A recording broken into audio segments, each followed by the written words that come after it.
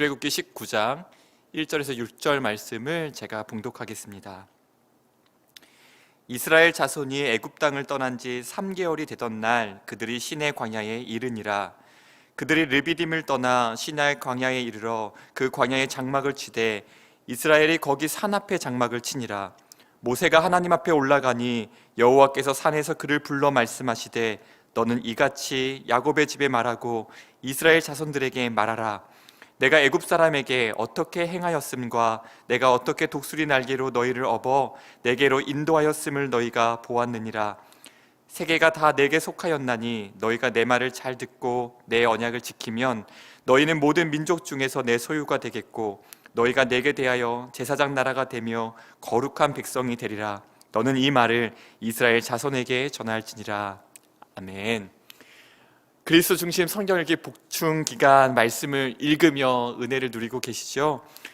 출애굽기를 다시 읽으며 저에게 참 특별하게 다가왔던 구절이 출애굽기 19장 1절이었습니다. 오늘 이 본문을 중심으로 말씀의 은혜를 나누고 싶습니다. 출애굽기 19장 1절을 다시 한번 읽겠습니다.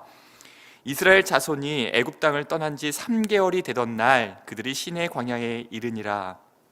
이 구절을 언뜻 보면 이스라엘 자손이 애굽을 떠나고 시내 광야에 도착했다는 단순한 서술 같습니다. 그런데 이 구절 속에 3개월이라는 단어가 저에게 너무나 특별하게 다가왔습니다.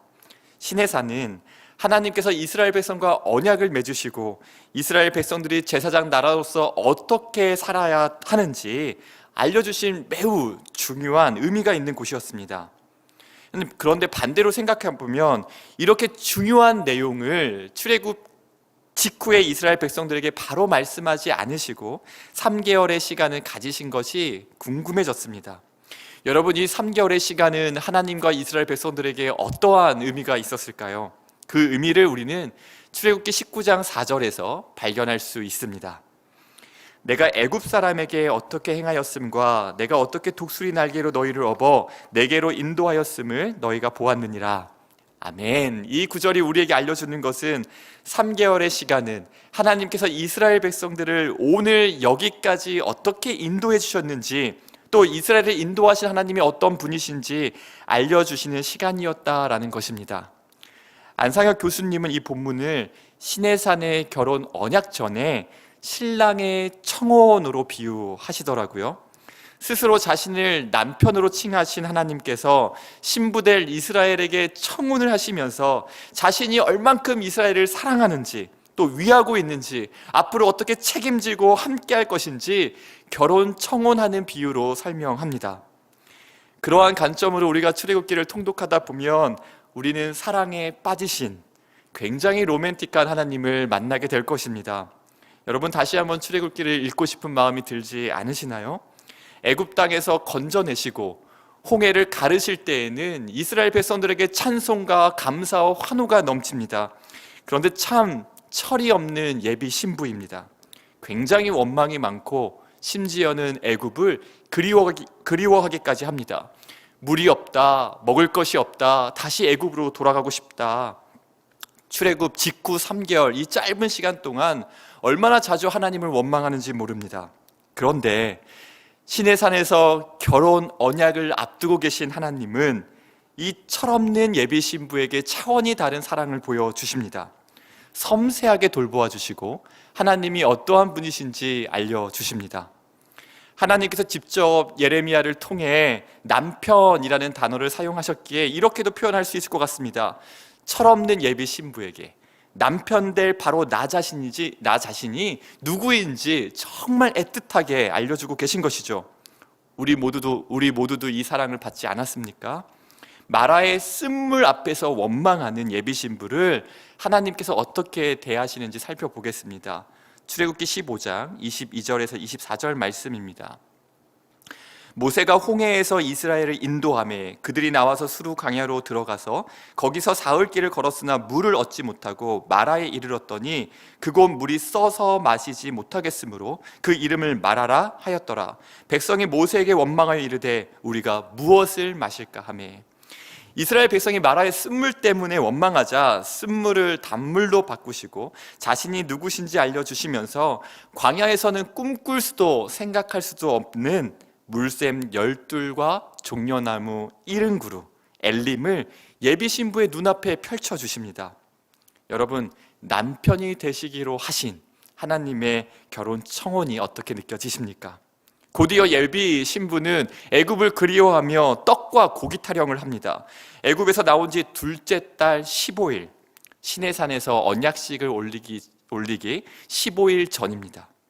결혼 언약 15일을 앞두고 예비 신부가 애굽을 그리워하고 있는 것입니다. 출애굽기 16장 2절과 3절입니다. 이스라엘 자손 온 회중이 그 광야에서 모세와 아론을 원망하여 이스라엘 자손이 그들에게 이르되 우리가 애굽 땅에서 고기 가마 곁에 앉아 있던 때와 떡을 배불리 먹던 때에 여호와의 손에 죽었더라면 좋았을 것을 너희가 이 광야로 우리를 인도해 내어 이 회중이 줄여 죽게 하느노다.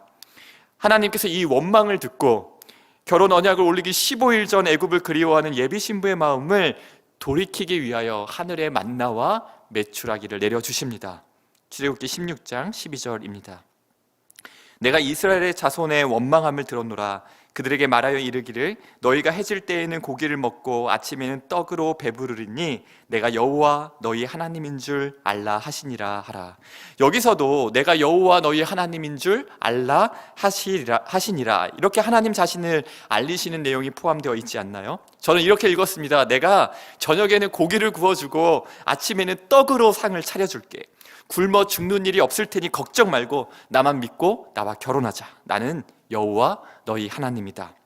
정말 멋지신 하나님 아니십니까? 3개월은 그렇게 하나님이 어떠한 분이신지 예비 신부인 이스라엘에게 알려주는 시간이었고, 이 시간을 통해 430년 동안 노예 생활로 인하여 너무나 고통스러운 시간을 보냈던 이스라엘 백성들은 조금씩 하나님을 알아가며 오랜 기간 동안 몸과 마음에 난 상처와 또 누구도 믿지 못하는 불신이 조금씩 치유되고 하나님을 신뢰하게 되지 않았을까요?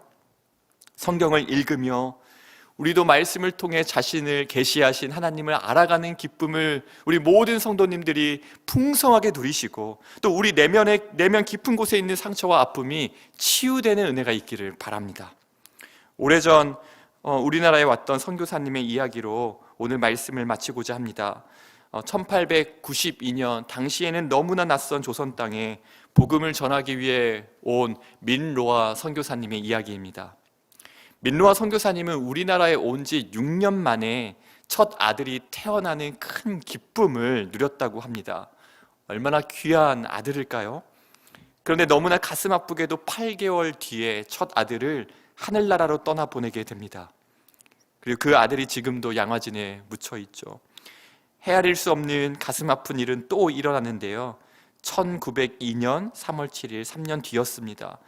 둘째 아들이 태어나는데 둘째 아들마저도 태어난 지 하루 만에 하나님 품에 안기우게 됩니다. 그리고 모든 슬픔과 아픔을 함께했던 아내 선교사님도 1년 뒤에 세상을 떠나게 됩니다. 연거푸 일어난 고통스러운 사건을 옆에서 지켜보며 조선의 사람들이 선교사님께 이렇게 물었습니다. 당신이 전하는 예수가 누구이기에 이렇게 당신을 힘들게 하는 것이요? 이때 선교사님이 조선의 사람들에게 대답 대신 직접 지어 불러주신 찬송가가 오늘 우리가 함께 부른 찬송가 96장 예수님은 누구신가입니다. 예수님은 누구신가? 우는 자의 위로와 없는 자의 풍성이며 천한 자의 높음과 잡힌 자의 노임되고 우리 기쁨 되시네. 예수님은 누구신가? 약한 자의 강함과 눈먼 자의 빛이시며 병든 자의 고침과 죽은 자의 부활되고 우리 생명 되시네. 너무나 큰 슬픔과 고통 중에도 결국 우리를 위로할 자가 주님밖에 없음을, 우는 자의 위로가 되시고 우리의 생명이 되시는 주님을 찬송으로 노래하였던 것입니다. 예수님이 누구신지 알았기에, 그분이 주시는 모든 위로와 소망을 경험하였기에 당신이 전하는 예수가 누구이길래 왜 이렇게 당신을 고통스럽게 하시냐고 묻는 그 사람들에게 주님을 증거할 수 있었습니다. 신의 광야에 이르기까지 그리고 그 이후에 광야의 모든 생활 동안 하나님이 어떠한 분이신지 이스라엘 백성들에게 알려주신 우리 주님은 이스라엘 백성도 동일하게 이 노래를 부르기를 원하셨습니다. 그리고 우리도 성경을 통해 하나님을 알아가며 그리고 우리에게 허락하신 모든 일상에서, 삶에서, 또 예배의 자리에서 하나님을 경험하고 만남으로 인하여 누군가 우리에게 당신이 믿는 여호와가 누구시길래? 라고 묻는다면 그들에게 대답할 말을 준비할 수 있기를 원합니다.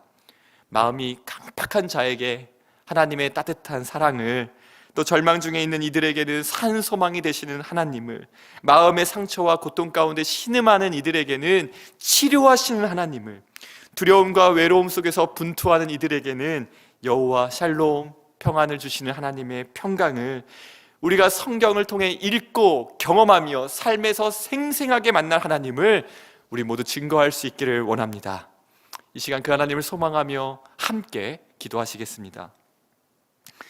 사랑의 하나님, 참 감사합니다. 성경을 한자 한자 읽어 내려가며 그리고 우리에게 주어진 일상에서 베풀어 주시는 하나님의 사랑과 은혜에 감사드립니다. 메마른 광야를 걷는 이스라엘 백성들을 기억하시고 은혜 주셨던 것처럼 광야 같은 인생길에서 주님의 은혜를 기다리며 오늘 예배의 자리에 나온 모든 성도님들에게 동일한 은혜를 베풀어 주옵소서. 마라의 쓴물이 단물로 바뀌고 엘림의 은혜를 부어주셨던 것처럼, 또 하늘의 만나와 메추라기로 일용할 양식을 풍족하게 하셨던 것처럼 주님의 자녀들을 기억해 주시고 섬세하게 돌보시며 인도하여 주시기를 간절히 원합니다. 우리가 읽은 성경의 말씀과 귀로 들은 하나님의 말씀이 우리의 삶의 약속으로 그대로 이루어지게 하여 주옵시고 하나님의 선하심을 맛보아 아는 복된 2022년이 되게 하여 주옵소서. 오늘 하루를 광야의 길을 내시고 사막의 강을 만드시는 하나님께 맡겨드립니다.